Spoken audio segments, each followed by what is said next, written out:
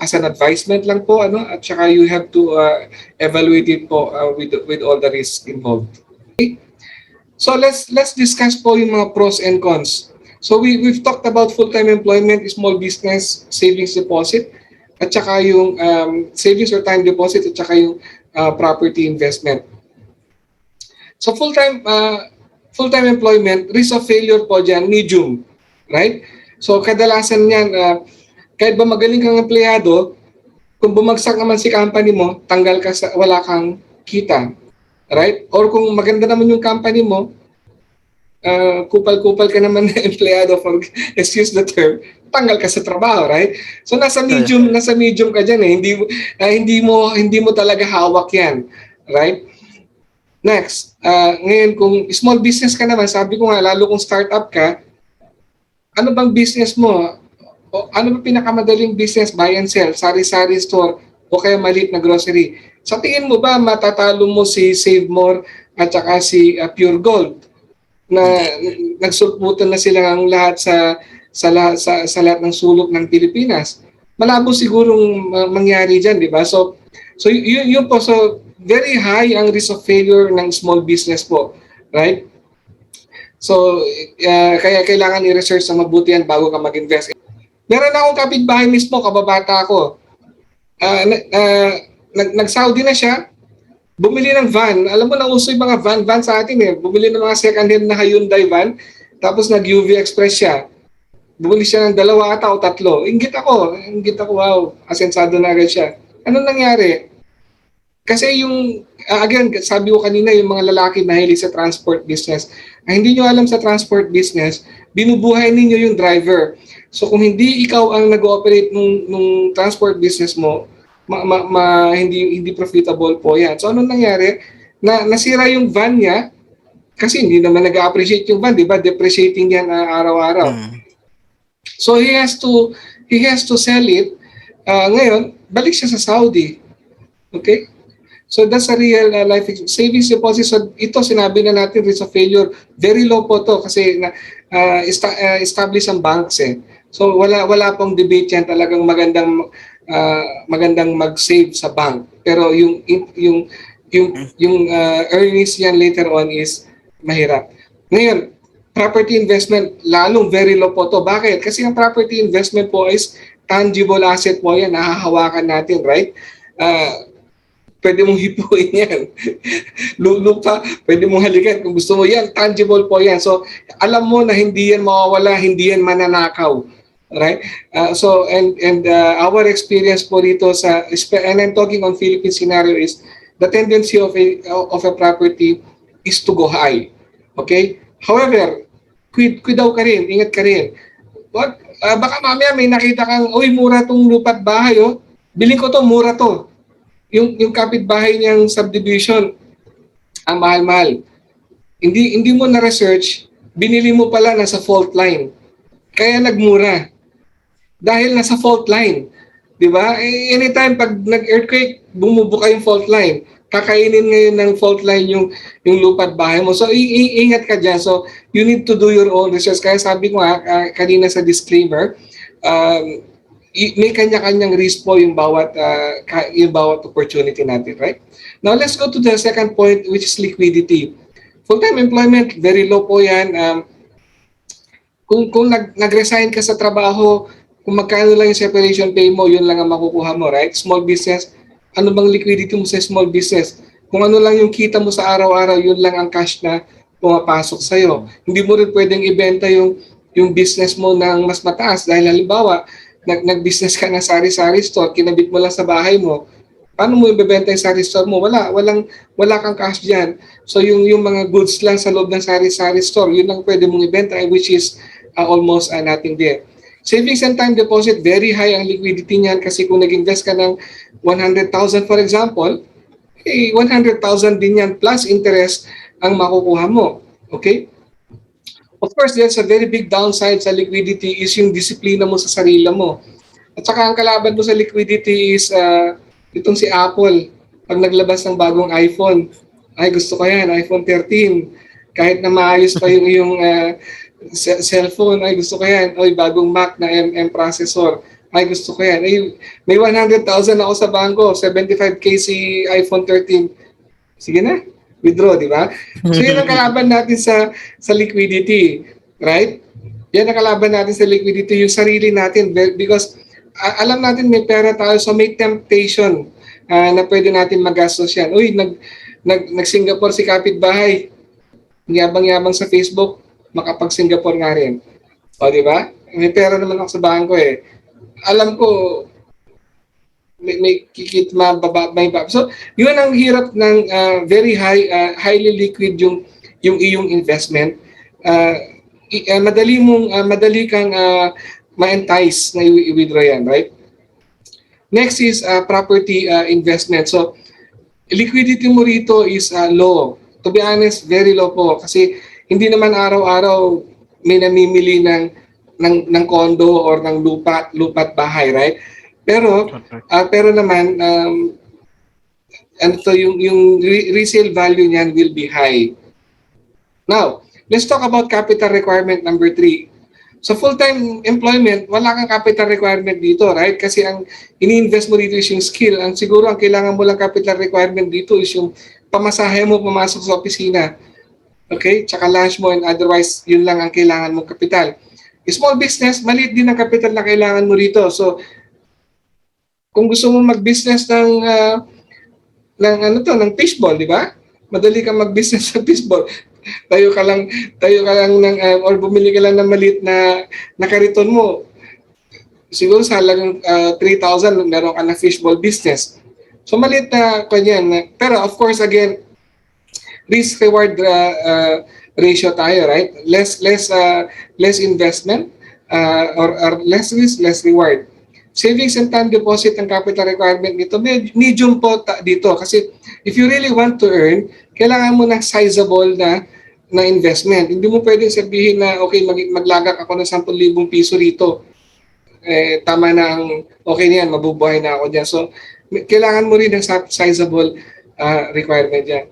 Ngayon, investment in a property, ito na po yung controversial. Ano? As sabi nga ni Ma'am Melissa kanina, ang perception sa property investment, malaki agad yung capital requirement, which is correct. Depende sa property na bibilhin mo. For example, gusto mong bumili ng commercial lot and then in-check ang may-ari niyan na kapitbahay mo, baka hindi niya ibebenta sa iyo yan ng hulugan, right? So, malamang kailangan mo ng cash dyan. Kung 20 million na, yan, kailangan may cash kang 20 million or kailangan meron kang bank credit to buy that. However, we're talking here is yung capital requirement natin dito is investing in high-rise properties. So dito po, makikita ninyo later on, may options tayong ipapakita sa inyo on how to get about this low investment capital requirement. Okay, of course, analysis, skills, and effort. Full-time employment, alam natin na mataas ang skill mo rito dahil kung wala kang skill, tanggal ka sa trabaho, right? Kapag hindi ka nag-perform, tanggal ka sa trabaho. Small business, mataas din dapat ang skill mo rito. Alam mo dapat yung negosyo mo. So, halimbawa, nagnegosyo ka ng transport business. Iba, dapat marunong ka namang mag-drive. Paano ka magiging successful dyan kung hindi ka marunong mag-drive? Or kung hindi mo alam ang pagiging mekaniko or ang engineering ng sasakyan, right? So mataas ang skill yan. O kaya kung meron kang turo-turo business, o mataas ang effort mo dyan.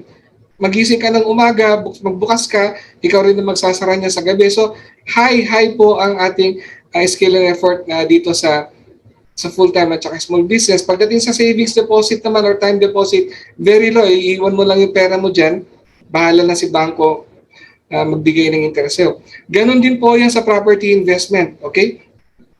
Very low po ang analysis, skills, and effort natin dito. Of course, you just need to do your homework din.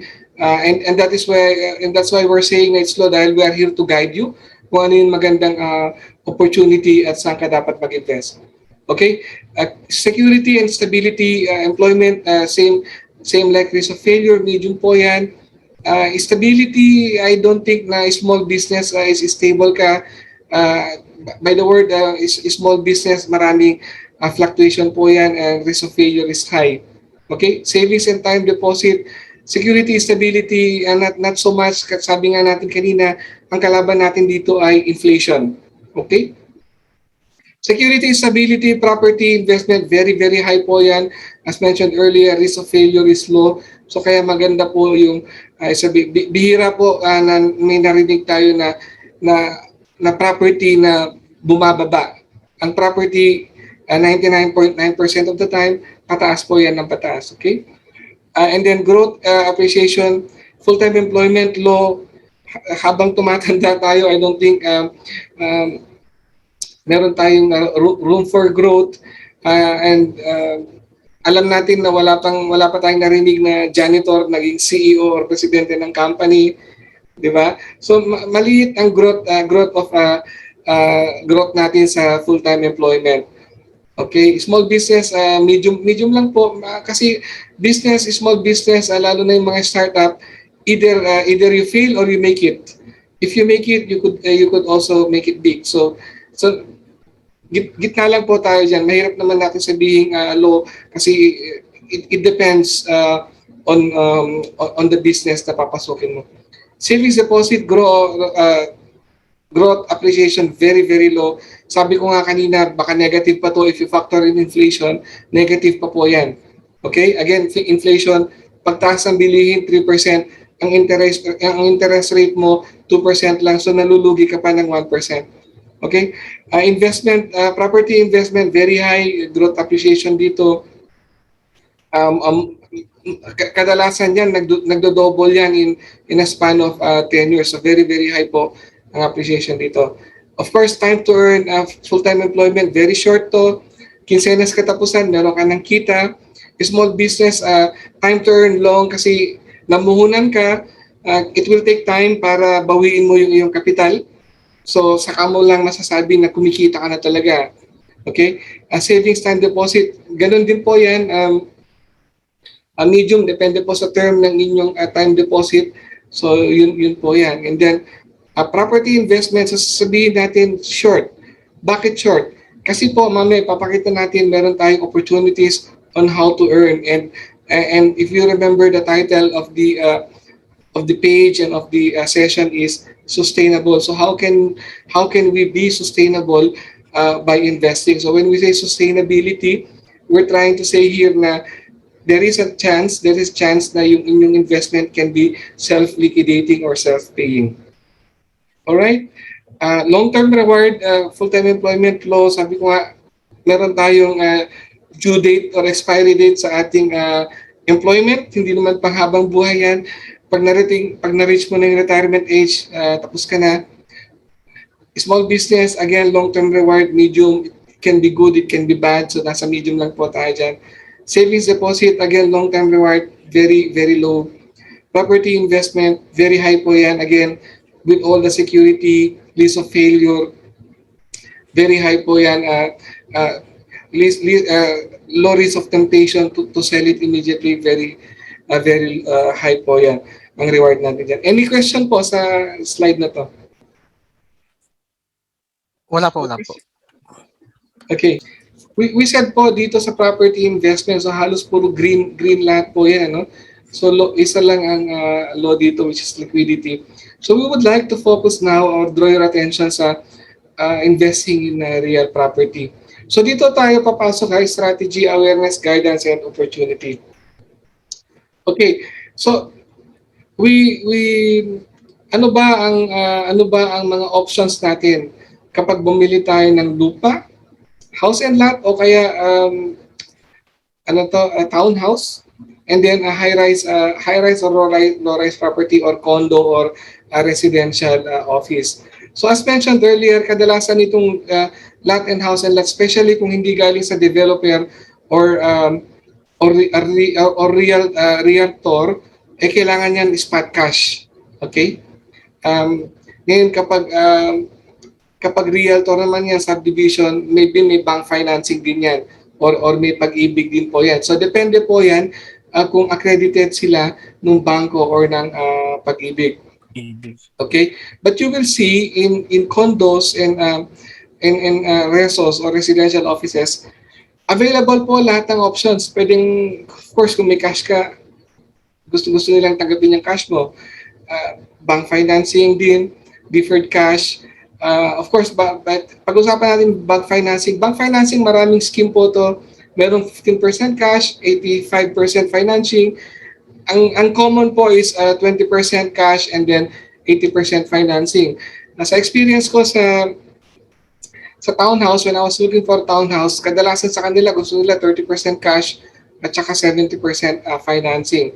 So, yan, meron din pong options ng deferred cash. Again, common lang po to ha. Depende yan sa mga developers, meron sila kanya-kanyang pakulo. And then in-house financing din, 100% in 60 months.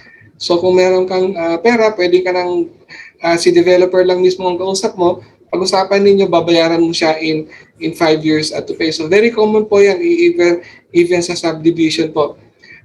Okay, and then early move-in promo. So again, this is a promo. There are many terms kung paano mo kaya sabi ko nga kanina, ito na po yung modes kung paano nila pinapa-easy, pinapabilis kung ang inyong pag-acquire. Okay? We would like to erase the notion na kailangan ng milyon-milyon para makabili ka. So I would like to emphasize itong fast approval po na nakalagay rito.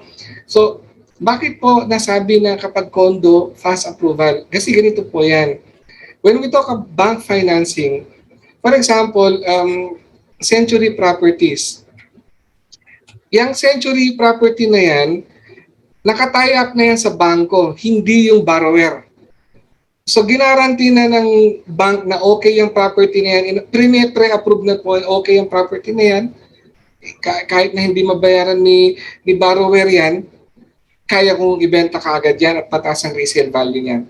Okay? So yung mga agents tutulungan ka po nila kung aling banks ang madali ang fast approval po diyan. Okay? Of course, kung meron kang sarili ng bank, pwede mo naman i-approach yung sarili do. But that is the meaning of fast approval po. Deferred cash ang deferred cash naman po is in-house bali yan. So developer lang ang kausap mo dyan. So very fast po yan. No?